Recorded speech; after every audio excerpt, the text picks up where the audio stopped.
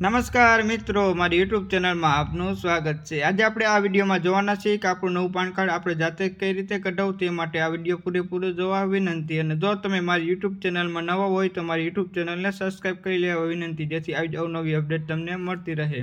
તો તમારું PAN card જાતે કઢાવવા માટે કોઈ પણ ઇન્ટરનેટ બ્રાઉઝર ખોલી લેવાનું છે। ઇન્ટરનેટ બ્રાઉઝર ખોલ્યા બાદ તમારે સર્ચમાં જઈ અને લખવાનું છે પાન કાર્ડ ઓનલાઈન અપ્લાય। જો તમે પાન કાર્ડ ઓનલાઈન અપ્લાય લખશો એટલે નીચે આવી એક વેબસાઇટ જોવા મળશે। આ વેબસાઇટ તમારે ખોલી લેવાની છે અને આ વેબસાઇટની લિંક મેં નીચે ડિસ્ક્રિપ્શનમાં પણ આપેલી છે, ત્યાં જઈને તમે આ વેબસાઇટ ખોલી શકશો।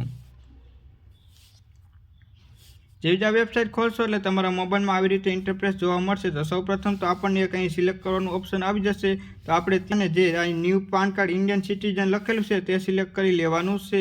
ત્યારબાદ આપણને બાજુમાં એક બીજું પણ સિલેક્ટ કરવાનું ઓપ્શન આવેલું છે, ત્યાં આપણને અલગ અલગ ઓપ્શન દર્શાવેલા છે। તો આપણું પર્સનલ પાન કાર્ડ કઢાવવું હોય તો આપણે અહીં ઇન્ડિવિજ્યુઅલ ઉપર ક્લિક કરવાનું છે, અને જો આપણે એસોસિએશન, ટ્રસ્ટ અથવા તો કોઈ પણ કંપનીના નામનું પાન કાર્ડ કઢાવવું હોય તો તે સિલેક્ટ કરવાનું છે। તો જો તમે તમારું પર્સનલ પાન કાર્ડ કઢાવવા માંગતા હોય તો અહીં ઇન્ડિવિજ્યુઅલ ઉપર સિલેક્ટ કરી લેવાનું છે। આટલી વસ્તુ સિલેક્ટ કર્યા બાદ તમારે અહીં સિલેક્ટ ટાઇટલ ઉપર ક્લિક કરવાનું છે। સ્ત્રી હોય તો સ્ત્રી, પુરુષ હોય તો પુરુષ, તમારે જે પણ લાગતું હોય તે સિલેક્ટ કરી લેવાનું છે। ત્યારબાદ આટલી વિગત ભર્યા બાદ સૌપ્રથમ તો તમારે અહીં આધાર કાર્ડ પ્રમાણે તમારી સરનેમ નાખવાની છે, ત્યારબાદ તમારું નામ અને તમારા પિતાનું નામ, આ ત્રણેય વિગતો તમારે ભરી લેવાની છે। ત્યારબાદ આપણે નીચે જોઈએ તો આટલી વિગત ભર્યા બાદ તમારો જન્મ તારીખ અહીં નાખવાની છે, તમારી જીમેલ આઈડી નાખવાની છે અને તમારો મોબાઈલ નંબર નાખવાનો છે। આટલી વિગત નાખ્યા બાદ અહીં તમારે ક્લિક કરી દેવાનું છે।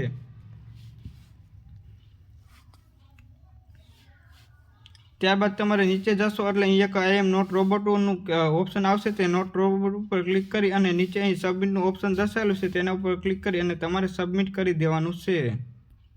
જેવું જ આપણે સબમિટ ઉપર ક્લિક કરશું એટલે આપણો અહીં ટોકન નંબર મળી જશે, અને આ ટોકન નંબર આપણે સાચવી રાખવાનો છે, કારણ કે જો આપણે ફોર્મ ભરતા હોય ને કંઈ મિસ્ટેક થાય અને આપણું ફોર્મ હોમ પેજ ઉપર આવી જાય તો આ ટોકન નંબર નાખી અને આપણું પાછું ફોર્મ ત્યાંથી કન્ટિન્યુ કરી શકશું। તો તમારો આ ટોકન નંબર તમારે સ્ક્રીનશોટ પાડી અને નોંધી લેવાનો છે। ત્યારબાદ તમારે અહીં કન્ટિન્યુ ઉપર ક્લિક કરવાનું છે।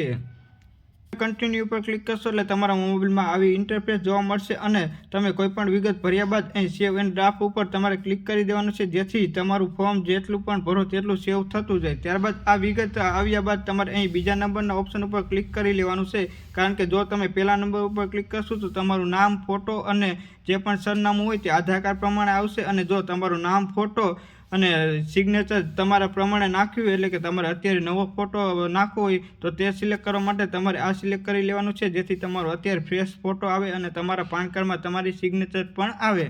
તો તમારે વચમાં રહ્યું તે ઓપ્શન સિલેક્ટ કરી લેવાનું છે। ત્યારબાદ તે સિલેક્ટ કર્યા બાદ સૌપ્રથમ તો અહીં તમારું ટાઇટલમાં તમારું જે પણ તમે સિલેક્ટ કર્યું છે તે આવી જશે, અહીં સરનેમ આવી જશે, અહીં તમારું નામ અને તમારા ફાધરનું નામ, અને અહીં તમે જે પણ નામ જોવા મળશે તે તમારા પાન કાર્ડમાં આ પ્રમાણે નામ આવશે। જો તમારા પાન કાર્ડમાં આ પ્રમાણે નામ ન જતું હોય અને નામ આગળ પાછળ હોય અથવા તો અટક આગળ પાછળ હોય તો તમે અહીં નામ અટક ફેરવી અને આ પ્રમાણે કરી લેવા વિનંતી। ત્યારબાદ તમારે નીચે અહીં જન્મ તારીખ નાખવાનું ઓપ્શન આવી જશે, અહીં મેલ, ફિમેલ અને ટ્રાન્ઝેક્શન જે પણ લાગતું હોય તે તમારે સિલેક્ટ કરી લેવાનું છે। આટલી વિગત ભર્યા બાદ તમને અહીં યસ અને નોનું ઓપ્શન દર્શાવેલું છે, ત્યાં તમારે નોનું ઓપ્શન ઉપર ક્લિક કરી દેવાનું છે। ત્યારબાદ તમારે એના નામમાં તમારે ફાધરની સરનેમ નાખવાની છે, ફર્સ્ટ નેમ નાખવાનું છે અને મિડલ નેમ નાખવાનું છે। તેવી જ રીતે તમારે અહીં મધરના નેમમાં પણ તમારે માતાનું નામ નાખવાનું છે, માતાનું મિડલ નેમ નાખવાનું છે અને માતાનું સેકન્ડ નેમ નાખવાનું છે। તો આવી રીતે આ તમામ તમારા ફાધર અને માતાનું નામ ભરી લેવાનું છે। ત્યારબાદ તમે નીચે જશો તો અહીં તમને લખેલું હશે કે તમારા પાન કાર્ડમાં કોનું નામ નાખવા માંગો છો, એટલે કે તમે જે પણ સિલેક્ટ કરશો ફાધર તો તેનું તમારા નામ પાસે ફાધરનું નામ આવશે, અને મધરનું સિલેક્ટ કરશો તો તમારા નામ પાછળ મધરનું નામ આવશે। તો તમે તમારા પાન કાર્ડમાં જેનું પણ નામ પાછળ લગાવવા માંગતો હોય તે તમારે સિલેક્ટ કરી અને નેક્સ્ટ ઉપર ક્લિક કરી દેવાનું છે। જેવું નેક્સ્ટ ઉપર ક્લિક કરશો એટલે તમને તમારી ઇન્કમની જે પણ વિગતો હોય તે ભરવાની આવશે। તો સૌપ્રથમ તો જો તમારે આવક હોય એટલે સેલરી આવતી હોય તો તેના પર ક્લિક કરવાનું છે। ઇન્કમ, હાઉસ પ્રોપર્ટી એટલે કે તમારી કોઈ પણ પ્રોપર્ટી દ્વારા તમારી ઇન્કમ થતી હોય તો તે ક્લિક કરવાનું છે, તમારો બિઝનેસ હોય તો તે ક્લિક કરવાનું છે, અને other income for other course એટલે કે તમારા કોઈ પણ બીજા માધ્યમો દ્વારા આવક થતી હોય તો તે ક્લિક કરવાનું છે, અને તમારી કોઈ આવક ન હોય તો અહીં નો ઇન્કમ ઉપર ક્લિક કરી અને તમારે આગળ વધવાનું છે। આટલું કર્યા બાદ તમારે અહીં રેસિડન્સમાં અથવા તો ઓફિસ તમે જે પણ સરનામું નાખવા માંગતા હોય તે સિલેક્ટ કરવાનું છે। જો તમે ઓફિસનું સરનામું લખવા માંગતા હોય તો ઓફિસ સિલેક્ટ કરી દેવાનું છે, અને જો તમે રેસિડેન્સ એટલે કે તમે જ્યાં પણ રહેતા હોય તે સરનામું નાખવા માંગતા હોય તો તેના ઉપર ક્લિક કરી દેવાનું છે।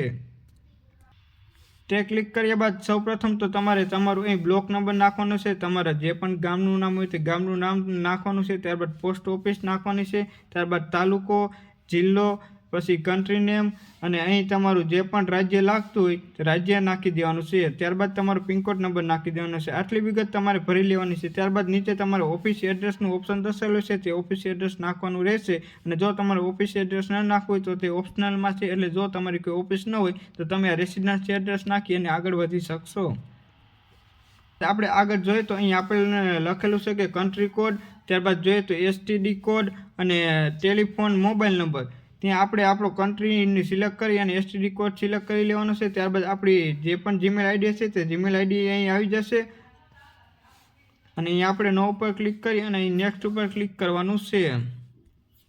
નેક્સ્ટ ઉપર ક્લિક કરશું એટલે આપણા મોબાઈલમાં આવી રીતે ઇન્ટરફેસ જોવા મળશે. તો અહીં આપણને ઇન્ડિયન સિટીઝનનું ઓપ્શન દર્શાવેલું છે, તો ઇન્ડિયન સિટીઝન ઉપર ક્લિક કરી લેવાનું છે. ઇન્ડિયન સિટીઝન ઉપર ક્લિક કર્યા બાદ અહીં આપણું રાજ્ય સિલેક્ટ કરવાનું છે, અહીં સિટી સિલેક્ટ કરવાનું છે અને અહીં આપણો એરિયા આવી જશે. જે એરિયા લાગતો હોય તે એરિયા આપણે સિલેક્ટ કરી લેવાનો છે. જેવો એરિયા સિલેક્ટ કરશું એટલે આપણે એરિયાનું નામ આવી જશે. તો આવી રીતે આપણું એડ્રેસ પણ અહીં આવી જશે.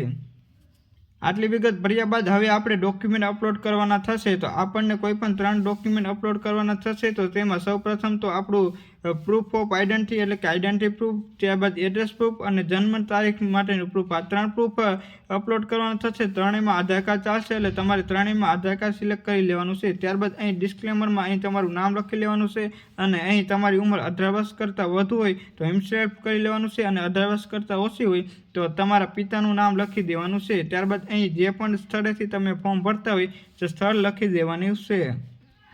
વિગત ભરશો એટલે તમને નીચે ફોટો અપલોડ કરવાનો ઓપ્શન આવી જશે અને સિગ્નેચર અપલોડ કરવાનું ઓપ્શન આવી જશે. આ બંને તમારે 50 KBની અંદર ફોટા અપલોડ કરવાના રહેશે અને આ ફોટા તમે ગૂગલ ક્રોમમાં જઈ અને રિસાઇઝ ઇમેજમાં જઈ અને 50 KBના ફોટા કરી શકશો. તો તમે ગૂગલ ક્રોમમાં જઈ અને રિસાઇઝ ઇમેજ કરી અને તમારો ફોટો પહેલાં અપલોડ કરવાનો છે અને રિસાઇઝ કરી અને 50 KB સુધીનો કરી અને અહીં અપલોડ ઉપર ક્લિક કરી અને અપલોડ કરી દેવાનો છે. ત્યારબાદ તેવી જ રીતે તમારી સિગ્નેચરને પણ ફોટો રિસાઇઝ ઇમેજ કરી અને અહીં સિલેક્ટ ઉપર ક્લિક કરી તમારી સિગ્નેચર સિલેક્ટ કરી અને અહીં અપલોડ ઉપર ક્લિક કરીને અપલોડ કરી દેવાનું છે.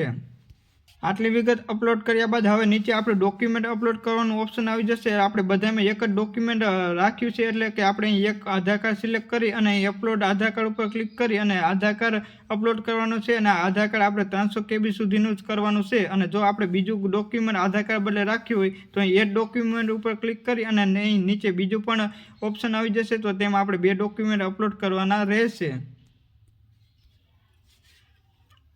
આ ડોક્યુમેન્ટ અપલોડ કર્યા બાદ અહીં આપણને સબમિટનું ઓપ્શન દર્શાવેલું છે, તેના ઉપર ક્લિક કરી અને આપણી અરજી સબમિટ કરી દેવાની છે. જો આપણે સબમિટ ઉપર ક્લિક કરશું એટલે આપણને અહીં પેમેન્ટનું ઓપ્શન આવી જશે. ત્યાં આપણે ઓનલાઈન પેમેન્ટ કરી શકશું. પેટીએમ, વિઝા, રૂપિયા કોઈ પણ UPI દ્વારા આપણે ઓનલાઈન પેમેન્ટ કરી શકશું. તો આપણે ઓનલાઈન પેમેન્ટ કરવા માટે તેના ઉપર ક્લિક કરવાનું છે.